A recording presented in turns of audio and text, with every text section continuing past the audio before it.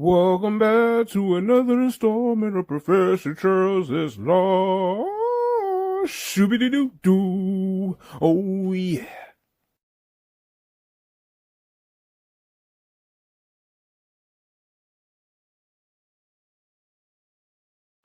Welcome back to another installment of Professor Charles is Live, and today we are back with episode 5 review on one of my favorite Marvel shows on the Disney Plus app, Falcon and Winter Soldier, episode 5, titled Truth.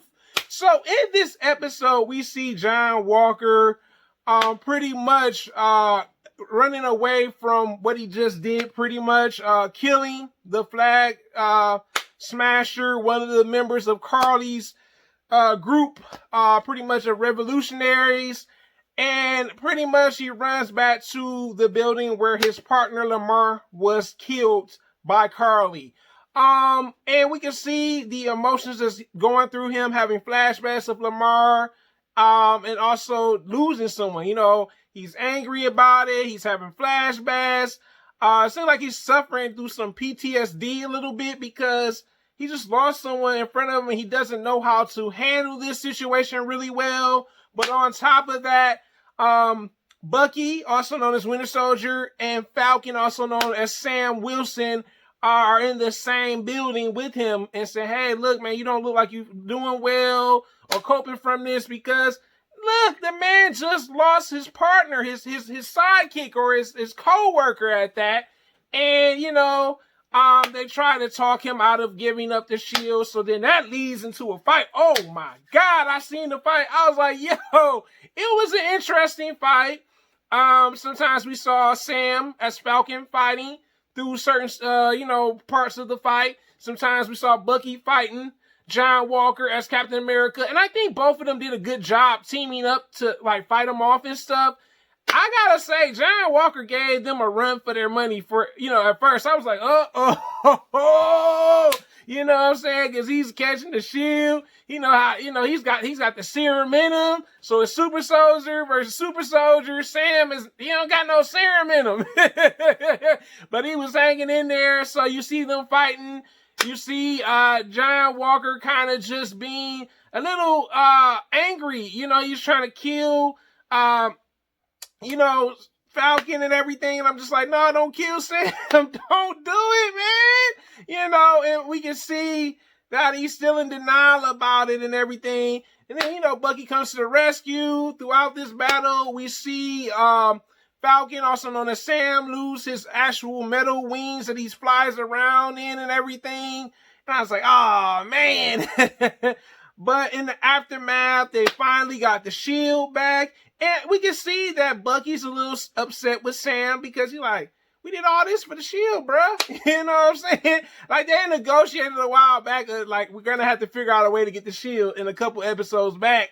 But how it went down was interesting. Bucky was the one that got the shield literally from John Walker, the new Captain America. But it was interesting. You know what I'm saying? Seeing them kind of come together to get the shield back. Thought it was neat. Let's talk about the next part of this episode. So the next part of this episode, we see John Walker as Captain America pretty much getting fired. Or resigning, pretty much. We'll just say resigning. Resign sounds better. Because he killed a person that was a Flag Smasher and it ruined his reputation. You know what I'm saying? Like, people were there when he killed the Flag Smasher, you know what I'm saying? And recording it and everything.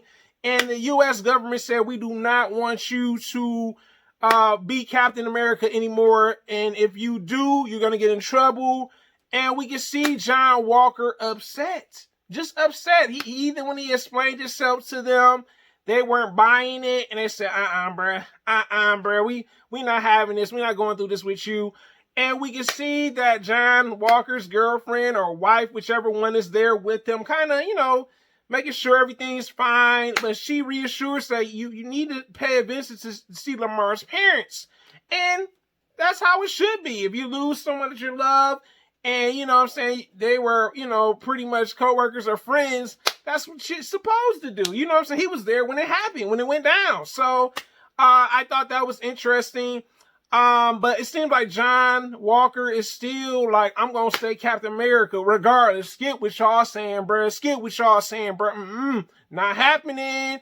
So, in this episode, we see that Sam, also known as Falcon, goes back home to help his sister Sarah out, which I thought was really neat. You know what I'm saying? Sarah, I think, is the older sister of Sam. But also to learn that Bucky has come to help out his buddy, But like in this episode, I like that we saw them literally do that. But before then, I forgot to mention one thing. We saw what Bucky did. So Winter Soldier pretty much catches Zemo. I love how that happens. Let me just talk about this. Zemo thought he had the one up on Bucky. Nah, bruh. So Bucky sees Zemo pretty much. So what happens is Zemo goes to visit his family's grave. I think it's his mother and father, or maybe his wife and kids. I'm not for sure which grave in the location that he was in. And Bucky figured that he was there because Sam said, "You gonna go find Nemo?" And you could tell that he probably, that was the mission. He was going to go find him on his own. And oh boy, the Dora Milaje came out of nowhere. Zemo looked shook, boy. You know what I'm saying? When Bucky pulled the weapon out on him and pulled the bullets out, he's like, nah, bruh. You thought you had me, bruh. Nah, bruh. Let me call reinforcements, bruh. And we see Aya and pretty much Bucky kind of pretty much getting their friendship back on, course, and Bucky asking for a favor from her. So now let's get back to the other part. So the reason why Bucky came to where Sam lived at was pretty much to tell Sam, literally, I asked Dora Milaje for a favor, and I'm thinking that, my boy got some new wings, because that fight with him and Chris Walker as the new Captain America, it got messy. His wings got broke, okay? So, literally, we see them kind of becoming a little bit more close to one another. Also, Sam went to go visit Bradley, the other super soldier that was black, and they tried to get him to talk about why he wouldn't help. He said, they tried to erase him out of history. You know what I'm saying? He was experimented on. He was beaten. You saw the wounds and everything. Sam went on did his own thing to get closer to him. But it didn't work out the way it was supposed to. But Sam had to understand. He's very empathetic. I like that about Sam. But let's get back to it. So pretty much when Bucky arrives and everything, he pretty much tells, Sam, I'm going to help you out and everything. But in the long run, they help each other out. You know what I'm saying? Bucky learning how to be his own person, minus what Steve Rogers told him or whoever is telling him what to do. Because remember, he'd been brainwashed by Hydra at some point, and he's trying to find his identity. Whereas with Sam is trying to figure out how to live a normal life. You know what I'm saying? Bucky was at the beginning, but now because, they had to kind of lay low due to that incident, but also let's talk about Carly in this episode. So Carly in this episode, the leader of the Flash Smashers, has moved her operations. She could no longer go back to where they were at. Due to the killing of the other Flash Smasher, they were supposed to not go back to that place. It's under, a crime scene pretty much. And pretty much Carly is smart. Carly is expanding her revolutionary army. So she decides to pay a visit to New York. And pretty much she hires someone to kill Falcon and everything. But in the long run, that's what Carly's been doing. But what I like about this episode, too, let's get back into it. Falcon learning how to use the Cap shield and everything. And also Bucky explaining why he was upset with Sam, also known as Falcon, is because the shield was the last thing that was entrusted to Sam but it was, something that I guess maybe it was a responsibility or a burden. Maybe he felt it was a burden that Sam did not take the shield. He was upset because that was the last thing his best friend, Steve Rogers, also known as the original Captain America, gave him. But we see pretty much Sam learning how to use the shield, working out, playing around with the shield, throwing it, seeing if he could catch it, dodge it, everything. I thought that was really cool. And I think that really worked for this episode. We kind of see him doing that because he can't do anything with the wings.